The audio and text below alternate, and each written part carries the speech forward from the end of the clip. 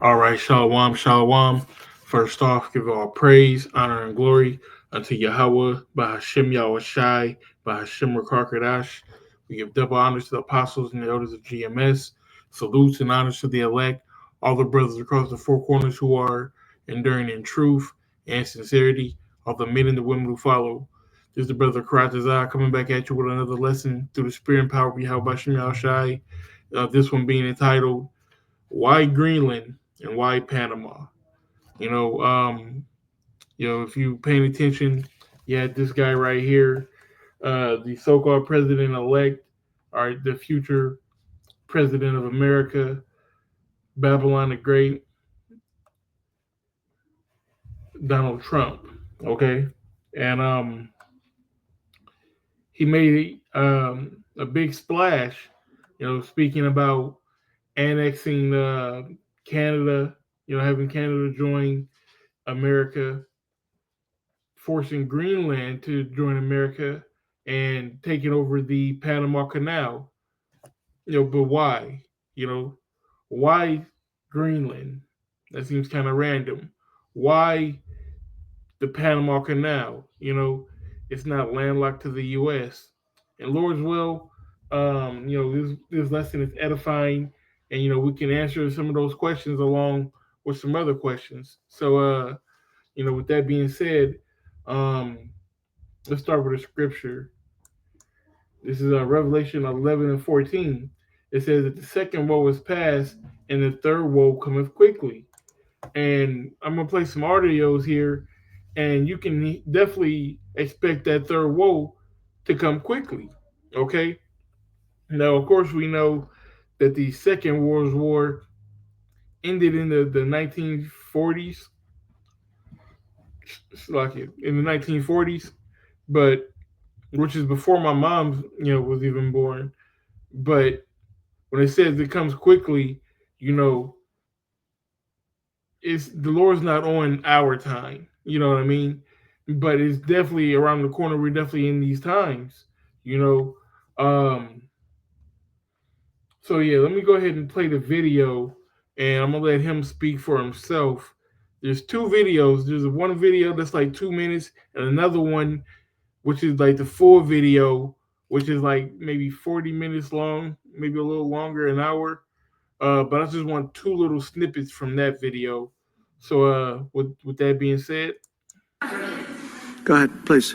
Can you assure the world that as you try to get control of these areas, you are not going to use military or economic coercion? No. And can you tell us what is the strategy? he said no. Like a lot of people don't like Trump, but of course he's an Edomite. I don't fuck with him, but as just like a public figure or as a leader, he's the type of leader that you should want. He's very assertive, and he gonna do what he has to do for your country to come up out on top. So that's why I say I quote like Donald Trump. But let me go ahead and let that play. Not going to use military or economic coercion. No. And can you tell us what is the strategy? Yeah, I can't assure you. You're talking about Panama and Greenland. No, I can't assure you on either of those two. But I can say this: we need them for economic security. The Panama Canal was built for our military. I'm not going to commit to that now. It might be that you'll have to do something. Look, the Panama Canal is vital to our country. It's being operated by China. And we gave the Panama Canal to Panama. We didn't give it to China. And they've abused it. They've abused that gift. It should have never been made, by the way. So it kind of cuts it off right there, but he actually was making really good points. Now, the U.S. did build the Panama Canal. They strong-armed the Panama Canal, I'll say. They set up a bunch of puppet leaders in Panama, and it was really just getting passed around like the same families for a long time. And then I believe it was Jimmy Carter who sold it back to Panama for $1. And a lot of people didn't like that. He didn't get elected a second time. But why the Panama Canal? So let's I got a we're gonna start with Panama. So I got a map. I don't like to use this map because this is the map that we're all familiar with, but it doesn't tell the story properly of how the world is positioned. So I always go to, the Peters projection, which is just a more accurate layout of the world. And all these X's that you see are different waterways, different straits, canals that are strategic areas around the world. So let's focus on this Panama Canal first. All right. Um, of course, the Panama Canal, it connects the Pacific Ocean with the Caribbean Sea, pretty much the Atlantic Ocean. Right here. So you can come from San Francisco, take a shortcut, and get to New York, opposed to having to go all the way around. Saves time, saves money. If you need to do what? Move troops. If you need, because he said it was originally constructed for the military. If you need to move troops, if you need to move supplies, these waterways are going to be your highways that you're going to use. Which, matter of fact, let's just get that right now. Um, According to more sources, around 80% of goods are transported by sea, making maritime transport the backbone of global trade.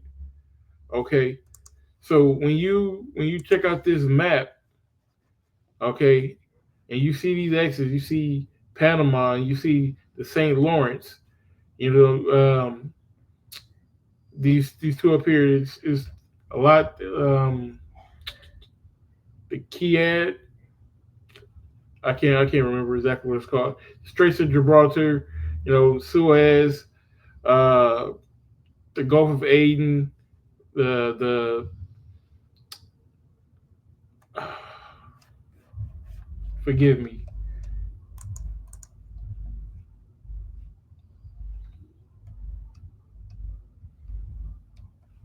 Hormuz, the Strait of Hormuz, yeah, Strait of Hormuz, and then South China Sea, so on and so forth.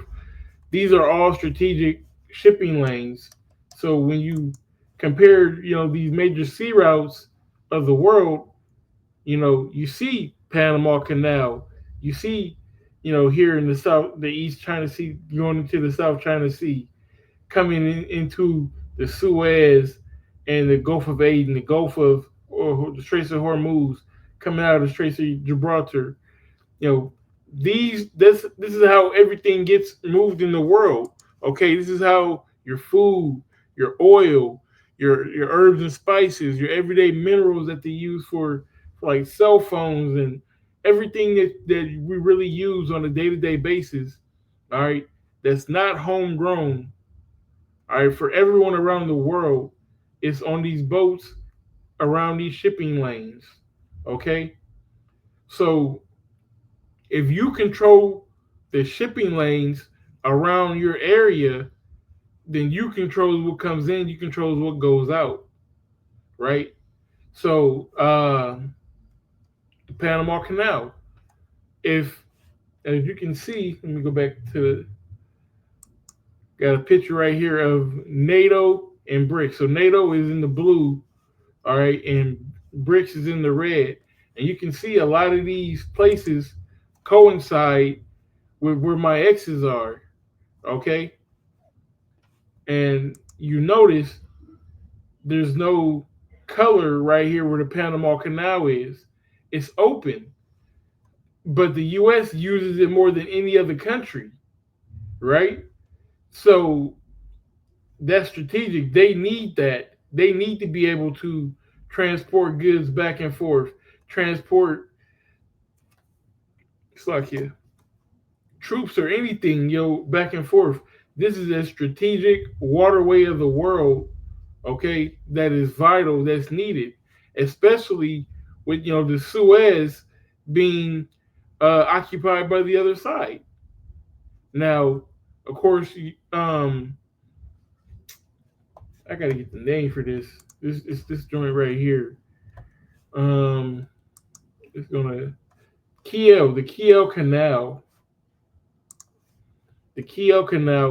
which connects this northern sea with the Baltic Sea, is very useful for all of these countries right here, which are aluminum, like right here, So you can see how these waterways are vital, you know.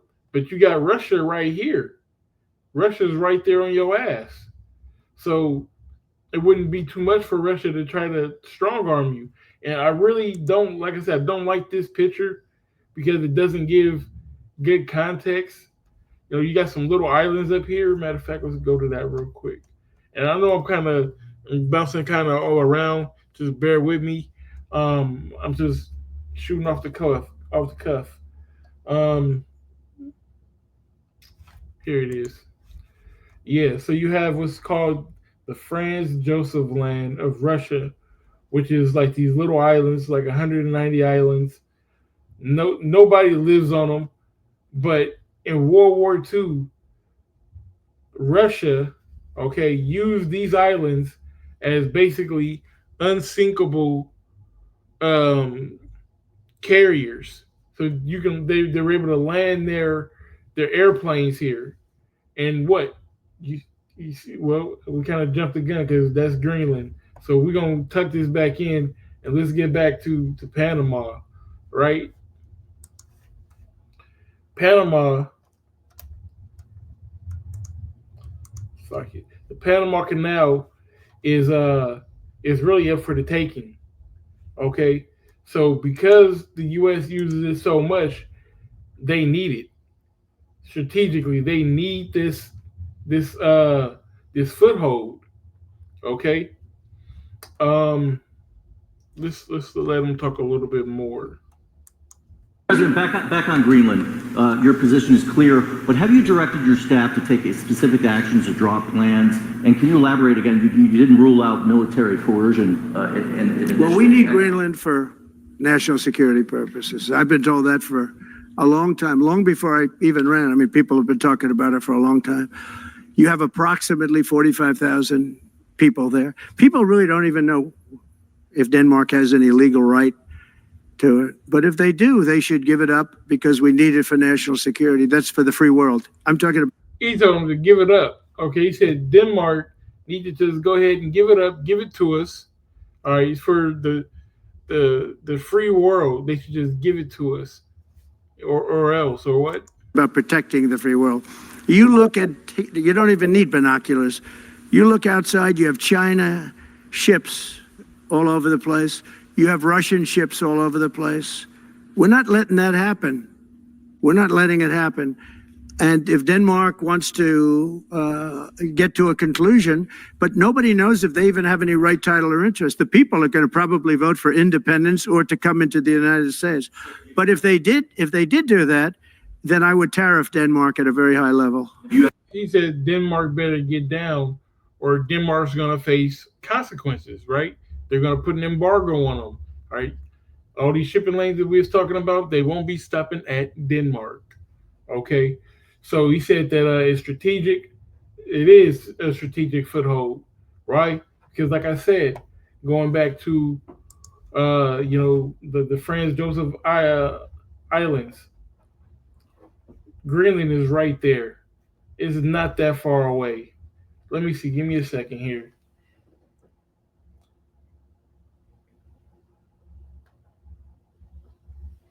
Just wanted to measure real quick. So if this is 800 kilometers, it was about two of those. So let me see. 1,600. About less than 1,000 miles. All right. America's 3,000 miles. So this is the roughly like let me see, maybe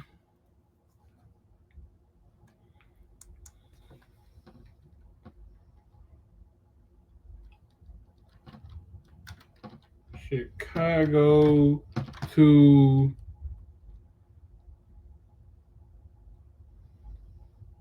Uh, Not even Colorado. That's good. That's a little bit too far.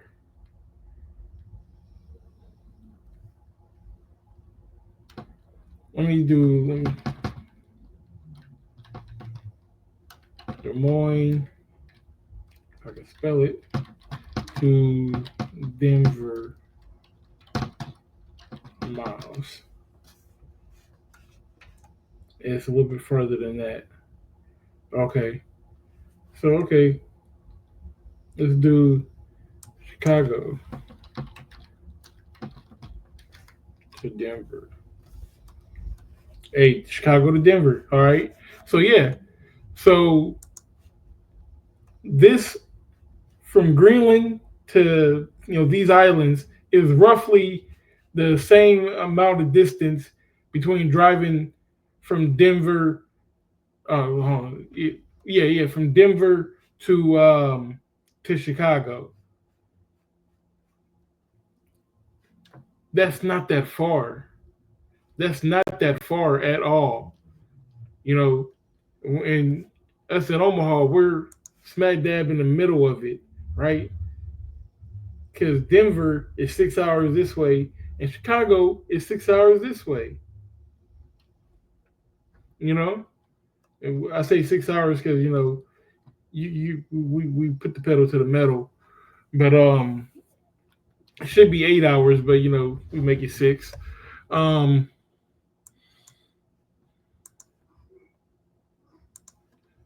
Let me see. So why Greenland? Why? Because Russian territory is really not that far if they wanted to. And as your boy Trump said, you know, you have Chinese ships, you have Russian ships everywhere. You know, who's to say someone wouldn't send a a ship down the St. Lawrence, right? Which is why you need Canada, which is why you need Greenland. All right. It's just extending your reach, so to speak. Okay, but let's look at the St. Lawrence. Okay, the St. Lawrence is like this little indent right here. All right, which leads to the Great Lakes. So if you come down the St. Lawrence River, all right, it's gonna lead you, okay, to Lake Ontario, Lake Erie, Huron, Michigan, Superior, whatever you want to go. And you can hit all these places. You can hit Chicago, Milwaukee, okay, Cleveland. All right, let me bring up this one. Yeah, Cleveland's right there. Detroit, all these major cities.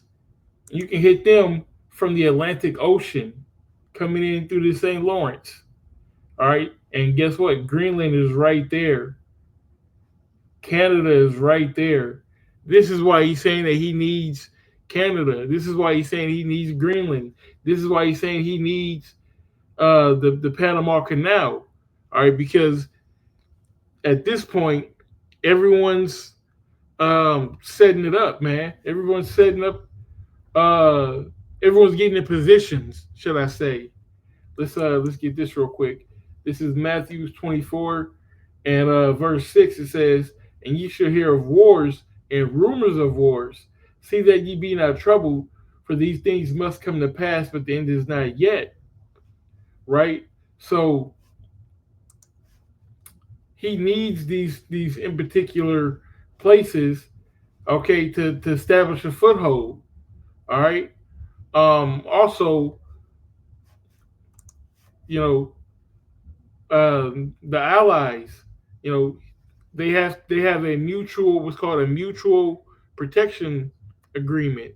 Okay, so if any country that's in blue is attacked, all the other countries in blue have to defend them. All right, you mess with one, you mess with all of them. All right, that's the agreement that they have. So it's it's it's not far fetched that he's wanting to take this over. All right, because you have to have control of these strategic places around the world, right? So if an attack does happen, all right, you're able to mobilize and to move around the planet, because there's going to be areas that you're not going to be able to go unless you want a war, unless you or a battle, unless you want to fight. Okay, so let's just get into some of these areas. All right, so we got into the St. Lawrence and um, Panama. So hypothetically speaking, let's say you have a Chinese vessel. All right, it comes down here, or no, it goes this way, right? It goes this way and it comes this way. It can then go past the Panama Canal, take the Panama Canal up to the St. Lawrence, right? Like I said, this is the point of canals. If you're in China, you don't have to go all the way around here to get to the Atlantic Ocean. You just go here, you come out this way, and then you go right there, right? So hypothetically speaking, let's say a Chinese vessel goes to the St. Lawrence, all right, and comes down the St. Lawrence River. Little do you know, it's full of ICBM missiles, okay? And you can detonate it next to Buffalo, New York, okay? Cleveland, Ohio, Detroit, Michigan, Chicago, Illinois, Milwaukee, Wisconsin. Somebody maybe they don't like Green Bay in China, and they maybe their team's the Bears and they don't like the Packers. Just being facetious, but you understand what I'm saying. You can literally invade America, literally through the St. Lawrence. That's why he need Greenland. That's why he need to tighten it up. He needs to extend his reach because like I said, anything can happen. But let's go through these different strategic ways. So we went through Panama. The next is, what was it called? The Kiel Canal. All right, which basically cuts like this last little bit of Germany off and allows for all these countries, these Baltic countries, these Scandinavian countries, to get out into the North Sea quicker. Like don't nobody want to drive through all of this on a boat. Just go through the canal, and bam, the UK is right there. Belgium and France, Netherlands, all these countries going out into anywhere else in the world. But that's the beauty of a canal. All right, it's a shortcut. Take the shortcut. Opposed to the scenic route. All right, and this was very important during World War II because there was a lot of battles that took place.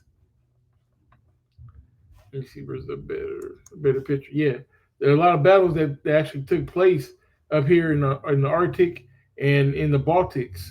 Okay, a lot of these places were run over by Russia, and Germany took a lot of them as well. So just the same way that Trump is speaking on, I didn't even fucking play the video. I'm just but this kind of stuff gets me excited. So y'all bear with me. But during World War II, like a lot of this area was heavily guarded. Okay, and just as Trump is speaking about taking land, taking Greenland, taking Canada, taking Panama or the canal at least, what the fuck did Russia do? They're trying to take the Ukraine. Why? Because it's strategic. Why? Let's go back to the map. Notice all this blue area right here is around Russia, surrounding Russia, but the Ukraine isn't. So let's matter of fact, let's get that second video. And it should answer the question. Talk on Ukraine and Iran, the two negotiations. You'll be heading into. On Ukraine, you said just before it's a lot more complicated now. Much more complicated. Do you believe? Because it would have never started. Right, but it has started. You've Well, got, not only started, the cities are largely knocked down. so they're you've got like, what you've got. At this point, to hold on to leverage in dealing with President Putin, would you make a commitment to the Ukrainians that you will keep supporting them during the negotiations? well, I wouldn't tell you if that were the Would you case. make a commitment to provide a security guarantee if they do enter into a armistice or a ceasefire along the lines that the French and the Germans? So, a big part of the problem was Russia for many, many years, long before Putin said you could never have NATO involved with Ukraine. Now, they've said that that's been like written in stone. And You can never have NATO involved with Ukraine. It's been written in stone. And Joe Biden fucked it up. I'm going to let him talk about it. somewhere along the line, Biden said, no, they should be able to join NATO. Well, then Russia has somebody right on their doorstep, and I could understand their feeling about that. You see the little buffer zone?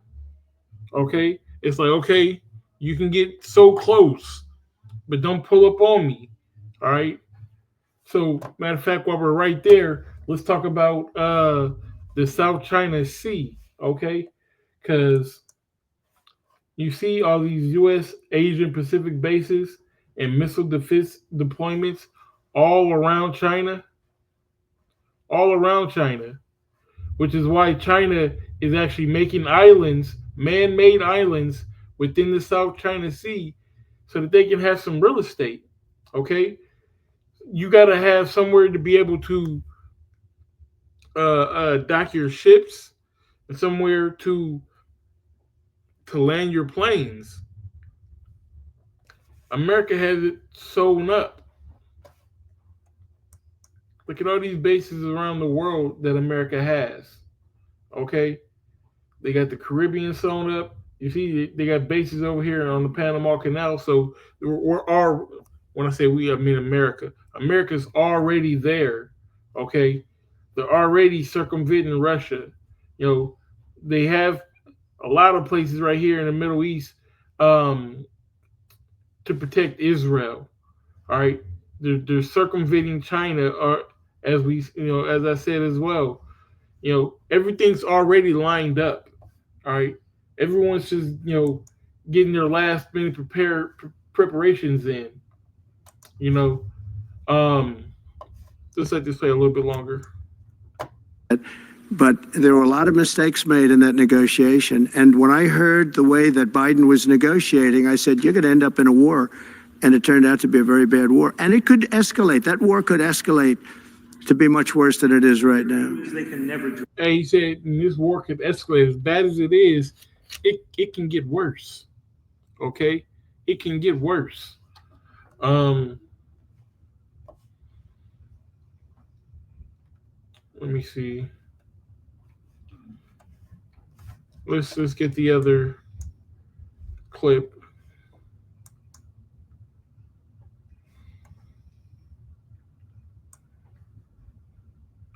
Bear with me here.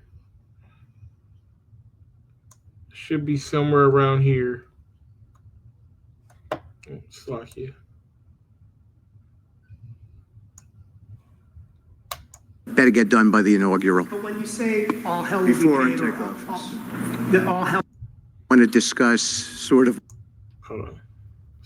Doha, but I think that we've had some really great progress, and I'm really hopeful that by the inaugural, we'll have some good things to announce on behalf of the president. I actually believe that we're working in tandem. He's talking about bringing home the hostages. In a really good way, but it's the president, his reputation, the things that he has said that are driving this negotiation, and so hopefully it'll all work out and we'll save some lives. Are you looking to become a commercial real estate investor, but haven't bought your first property yet? What's held? I believe we've been on the verge of it. I don't want to discuss sort of what's delayed it. There's no point to be negative in any way. But I think it's the president, his stature, what he said he expects, the red lines he's put out there, that's driving this negotiation.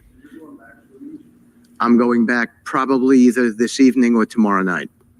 Are you confident there'll be a deal before January 20th, or is that something that's likely to happen? If there's a deal even at all? We've been hearing this now for the better part of. I know. I would say It better be. right. I would say that the president is exasperated. I don't want to talk for him, but look, I don't know anyone who delegates better than President Trump. He gives us a lot of authority to speak on his behalf, and he exhorts us to speak emphatically.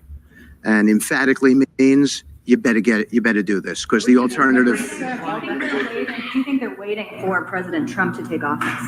No, I think they heard him loud and clear. Better get done by the inaugural. But when you say all hell will Before be it paid, took office. that all hell must be paid if they don't release the hostages.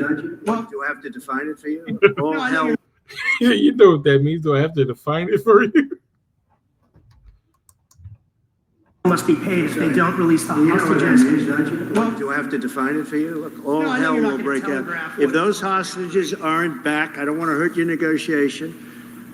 If they're not back by the time I get into office, all hell will break out in the Middle East. Can you elaborate? And Hey, that's a fanatic. That's a emphatic statement. Okay, if they're not released, then all hell's gonna break loose in the Middle East, and we see, you know, and that's speaking of, you know, Syria, which is backed by Russia, backed by Iran. You know, Iran, China, and Russia, they have their deal going on. All these BRICS nations, Iran, or it's like Iran, Egypt, Ethiopia, Saudi Arabia, India, China, Brazil. You know, these are powerful countries. Okay, and you can see BRICS has this Middle East sold up. They have Israel, you know, the Israelis, I'll say, you know, NATO as an ally, and that's their only foothold in the region. Okay, so yeah. So if all hell can break out, you know, hey, this January 20th is rapidly approaching. That's 12 days away. They got 12 days to basically release those hostages, or, you know, that's war. You know, and if NATO sends their troops, which American troops by default are NATO troops, you know, so we'll say America. If America sends their troops to take over the Middle East, you know, you can imagine, you know, Syria gets blown to hell, or, you know, even, you know, Hamas, because that's what you're speaking of. So in Gaza, you know, these troops in Gaza, if they start attacking, you know, you can have Iran jump in, you can have Russia jump in, you know, and that's how a regional war blows up into a world war. But let's get this real quick. This is Habakkuk 2 and 3. It says, "For the vision is yet for an appointed time, but at the end it shall speak and not lie." Right? So this is all going to happen at a determined time, moment, day, year, all of that. Okay, and only the Lord knows. But the vision is appointed for a particular time. All right, and it's going to speak. It's going to show itself. It's going to manifest itself. All right. It says, "and not lie." So it's going to happen. Though it tarry, wait for it, because it will surely come. It will not tarry. It may seem like, you know, we've been through war after war after war, and it's been year after year after year, you know, the same, you know, cat and mouse game. But trust and believe, you know, it's going to escalate. Things are going to get grimy. All right. Right now, you know, party lines are drawn. You know, going back to, you know, all the exes, you know, these places, they ready to ride. You know, how are you going to get your if all hell breaks loose? Who do you think occupies this shipping lane? Who occupies this shipping lane? All right, well, let's look, because Here we go. The Strait of Hormuz. Let's look it up.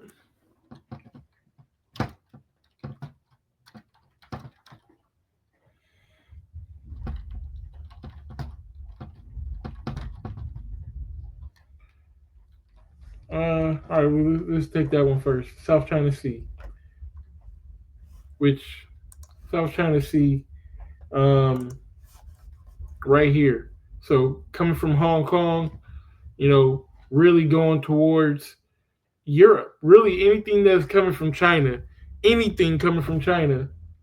Okay, let's give you a route. Because let's be edifying. So if you're in Europe, okay, and you order something from China, your ship is going to depart from China. All right, it's going to cut through here. All right, it's going to go through there.